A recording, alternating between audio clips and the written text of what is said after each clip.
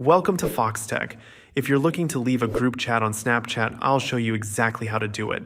Let's get started. First, open Snapchat and go to the chat screen.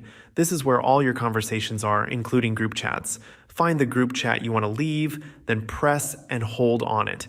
This will bring up a menu with different options for managing the chat. From the menu, tap Chat Settings. Here you'll see the option to leave group. Tap on it and Snapchat will ask you to confirm. Once you tap Leave, you'll be removed from the group and you won't receive any new messages from it.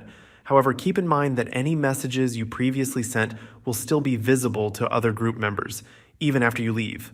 That's all there is to it. Once you leave, the group chat will disappear from your conversations, and you won't be notified about any new activity in it. If you ever need to rejoin, someone in the group will have to add you back. Hopefully, this helped. Let me know in the comments if you have any other Snapchat questions. And if this was useful, don't forget to like the video and subscribe to Foxtecc for more. See you later.